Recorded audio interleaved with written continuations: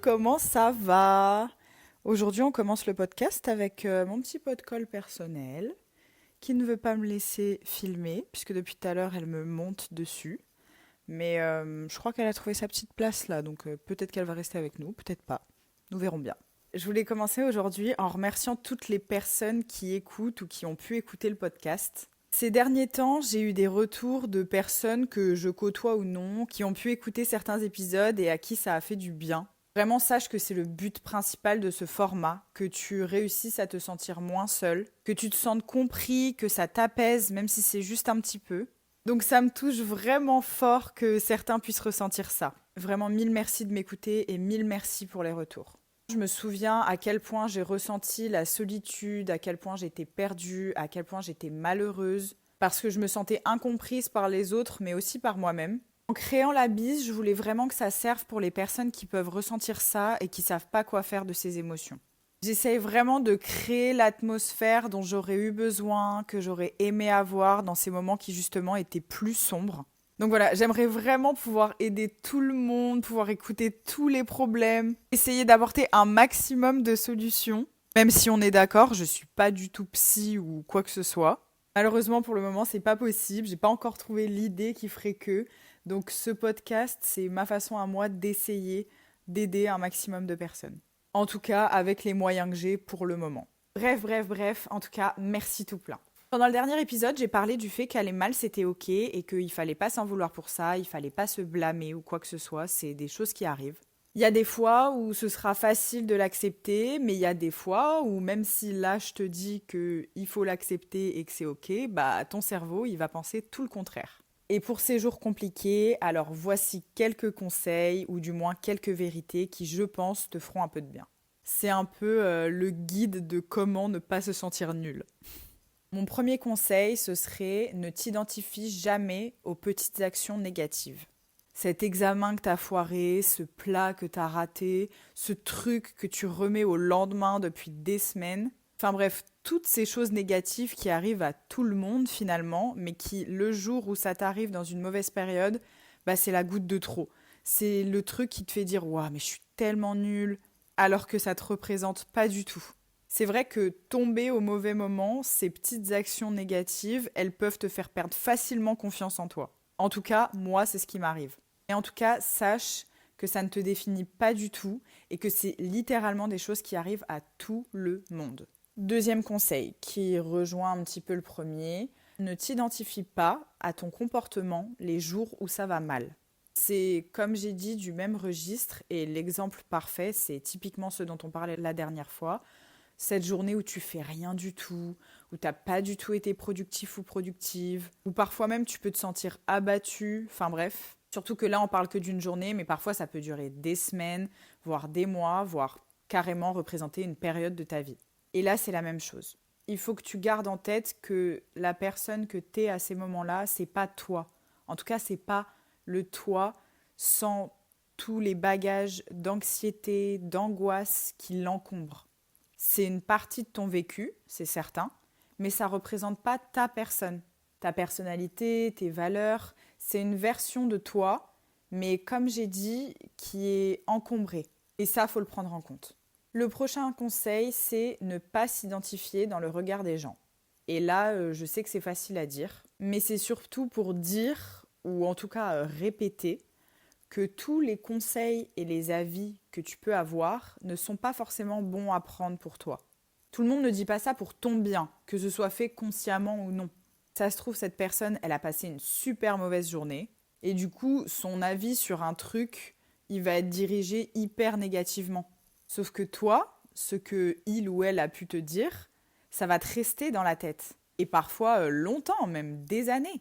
Alors que la personne qui t'a dit ça, ben, dans 3 secondes, elle y pensera plus. Encore une fois, je ne fais pas une généralité. Il y a du positif à prendre parfois, bien sûr, et selon les situations, il faut savoir se remettre en question. Après, je pense que tu sais discerner si les choses qu'on te dit, elles sont fondées ou non. Il faut juste apprendre à les reconnaître, mais en soi, avec le temps, on y arrive de mieux en mieux. Il y a des travaux chez les voisins. J'espère sincèrement qu'on n'entend pas dans l'audio, parce que sinon, je serais trop triste. Prochain conseil, arrête de te comparer aux autres. On On a tous tendance à se comparer. C'est naturel chez l'humain et d'autant plus avec les réseaux sociaux.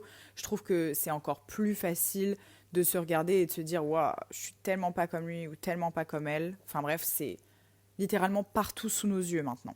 Mais rappelle-toi que ce que tu vois, c'est comme ce qu'on te dit.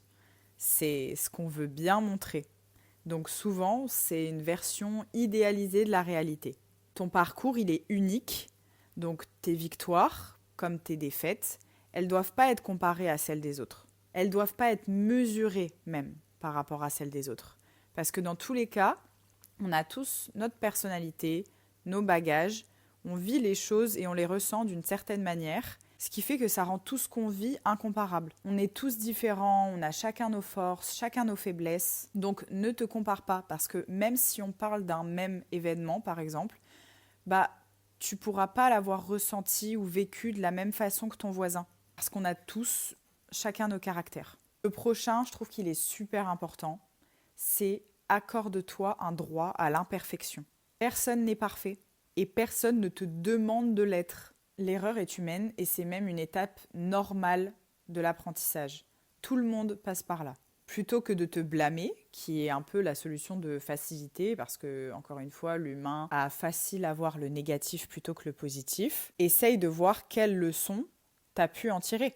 Parce qu'il y a quelque chose à retenir pratiquement à chaque fois. C'est rare qu'il y ait aucune leçon sur un vécu un peu négatif ou quelque chose qu'on considère en tout cas comme une erreur. Souvent, le fait d'être très dur avec soi-même et de s'ordonner un peu la perfection comme ça peut venir de traumatisme évidemment, mais souvent on le relaye dans la vie juste nous avec nous-mêmes. Je sais pas si c'est clair ce que je dis, mais une fois qu'on a un peu perdu ou qu'il n'y a plus cette personne qui nous a donné ce traumatisme de tu dois être parfait ou ce que tu fais doit être parfait sinon c'est pas légitime, souvent on prolonge ce schéma nous-mêmes. Et personne ne mérite ça.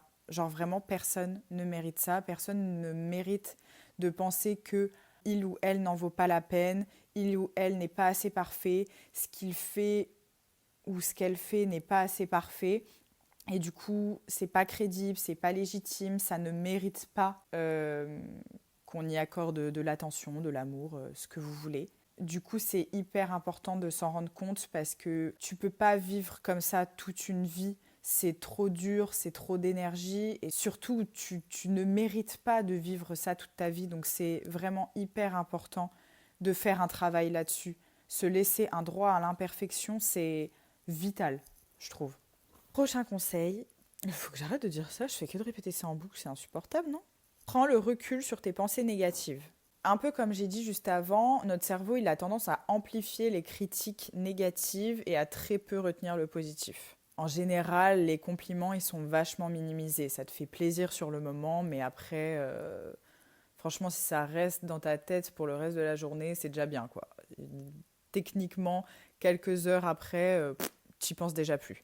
Alors qu'une critique négative, en général, ça peut te rester des heures, voire des jours, voire des semaines, voire toute une vie dans ta tête. Et du coup, c'est exactement la même chose si ces critiques négatives, si ces reproches un peu viennent de toi. Quand tu te sens nul et quand tu te dis à toi-même que tu n'es pas satisfaite ou pas satisfait, essaye de te demander si ton reproche ou ta critique, elle est fondée. Ou bien si c'est juste une impression passagère. Laisse-toi le temps. Parce que sur le coup de l'émotion, tout paraît plus gros, tout paraît plus fort. Et en te demandant si c'est vraiment la réalité, tu vas aussi laisser agir le temps qui va un peu adoucir ces pensées. Après ça, elle prendra moins de place et du coup, ce sera plus facile aussi pour l'analyser. Le dernier, et je pense un des plus importants au monde, et encore quelque chose que pas assez de gens respectent ou prennent le temps de faire en tout cas, fais une pause. Et recharge tes batteries. Il y a de grandes chances pour que ce sentiment de nullité il vienne d'un sentiment d'épuisement mental ou physique, ou les deux. Du fait que tu sois trop surchargé en fait. Prends le temps de te reposer, de te détendre, de te vider la tête. On ne parle pas là de faire une pause pour mieux appréhender les choses, etc. On parle juste de ne même plus y penser. De te détacher un maximum. Vraiment pour prendre ce temps, pour recharger tes batteries, ton énergie, etc. Et après, tu verras les choses beaucoup plus clairement. Pour justement, un peu comme j'ai dit avant, ne pas avoir ce brouillard qui est l'angoisse, l'anxiété, le stress, qui du coup fausse tes émotions, fausse ton comportement, fausse tes réactions, etc. Faire une pause, je pense que c'est quand même quelque chose qu'on entend pas mal, je trouve. En tout cas, qu'on peut entendre pas mal, mais où il y a encore trop de personnes qui ne le font pas du tout et qui ne mesurent pas justement l'importance de faire une pause. Voilà, du coup, je pense que pour aujourd'hui, on a un peu fait le tour de ce que je pouvais dire. Des conseils comme ça, j'en ai d'autres, j'en ai plein. Des façons de voir les choses autrement, franchement, trop ma came. Donc, j'ai plein de choses à dire sur ce sujet. Donc si une partie de t'intéresse, n'hésite pas à le dire en commentaire. Rappelle-toi que dans tous les cas, le plus important, c'est de t'accepter et d'être gentil avec toi-même. Je le répéterai jamais assez, je pense. Comme d'habitude, je t'invite à t'abonner, peu importe ta plateforme d'écoute, sur YouTube, de liker, de commenter, ça me ferait super plaisir et ça m'aiderait beaucoup aussi. La bise.